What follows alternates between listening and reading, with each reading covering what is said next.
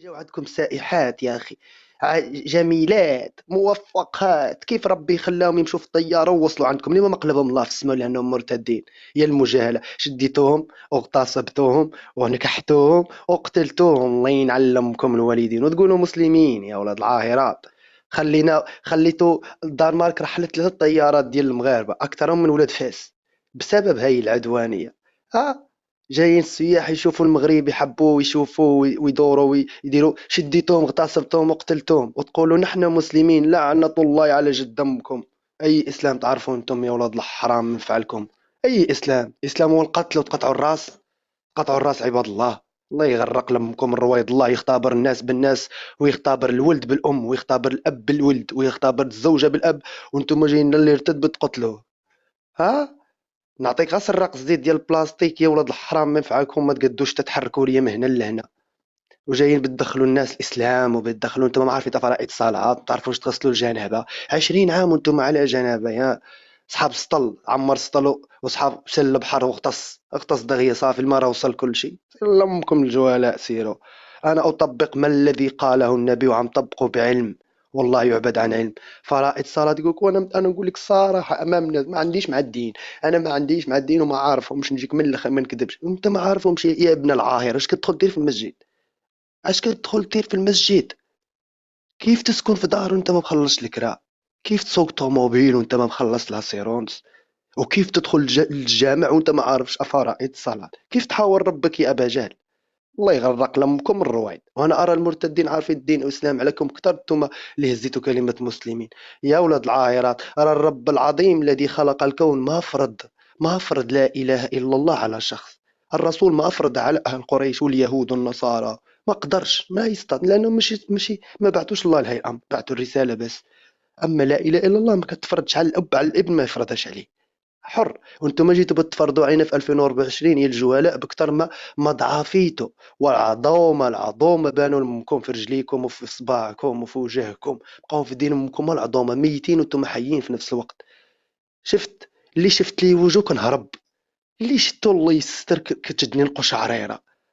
والعياذ بالله، اش كتاكلوا الخرا ولا اش كتاكلوا؟ وين شرفكم وكرامتكم وينها؟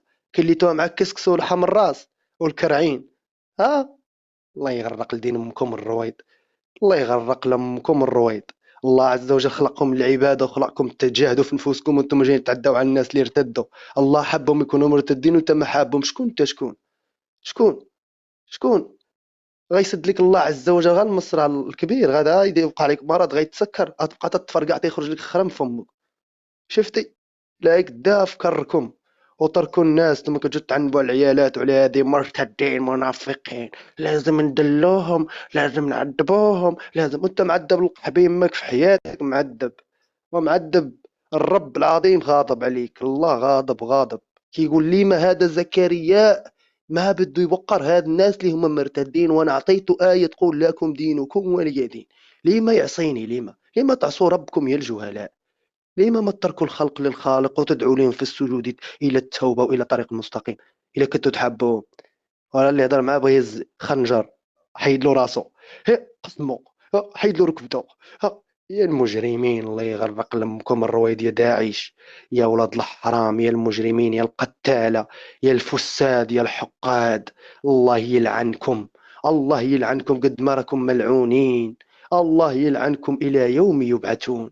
إلا كنتوا انتم بهذا الشيء إسلام اللي كتقولوا، أقسم بالله أنا بريء من هذا الإسلام، أنا بريء منه يا أخي. لأن الرسول ما وصل لهذا الإسلام، ما وصل لي. وإن شاء ربك لآمن فما في الأرض كلهم جميعا. أفهل أنت تكره الناس حتى يكونوا؟ هل تكره أمك يا ابن الشرموطة؟ هل تكره أبوك هو فيلسوف ما يعبد ربه تكرهه؟ هل تكره ولدك وصار من الفلاسفة وصار ما يآمن بالله تكرهه؟ ما تكرهوش. ولما ما قتلتيه هو؟ لما ما تقتل أمك اللي مرتدة وأبوك اللي مرتد؟ لما تقتل الجيران اللي هم مرتدين يا أبا جهل؟ الله يدين امكم تنعلمكم الدين. ارى ما تقولوا زكريا مرتد وكيشد الفلوس وضابط الحمد لله وخدمتي وخاد وساكن في اوروبا، والله عز وجل يقول في سورة لقمان: وما تدري نفس ماذا تكسب غدا وما تدري نفس بأي أرض تموت. القع سير قول ربي علاش قلتي هذه الآية. الله امكم يا الجهلاء سيروا. أعطي لأمكم واحد الدليل آخر، ديروا حلقة في ودنيكم، ديروا حلقة في ودنيكم لأمكم وتصنتوا. الله ينصر دولة عادلة وإن كانت كافرة. الله أكبر. ولا ينصر دولة ظالمة وإن كانت مؤمنة. اش بندير بهذاك الايمان اللي ما فيهش الحلاوه؟ انا ترى راه نجيب لك نصرانيه دابا من كوبنهاجن كتنطق العربيه غتقرا لي سوره البقره كلها. راه ماشي كل واحد يقرا القران فهو مسلم. والله امكم جات تحايلوا علينا نوري لامكم ها بلاتي. أنا نوري لكم واش أنا بعثني لكم الله حتى ندافع على هذا المرتدين كما كان النبي يدافع عليهم يا أخي. الرسول كان يدافع على القريش، على المجرمين، على المشركين، على الكفار، كان يعطيهم. كان بيناتهم ديات وديون وكان يصير فيها قتل، وكان الرسول يدفع ديتهم حتى ما يصير القتل. وحتى لأن ولو مرتدين أعطاهم أرض في خيبر يا المجرمين، قال لهم اليهود يا أيها اليهود خذوا هذه الأرض وازرعوها ولكم حق منها. الله يلعنكم يا الحيوانات. عم تفتروا على النبي الكذب. الرسول عليه الصلاة والسلام عاشرهم مثل المسلمين وبأدلة بالقرآن وبالسنة وآيات كثيرة. إننا نعلم يضيق صدرك بما يقولون فاصبر وكان من الصابرين.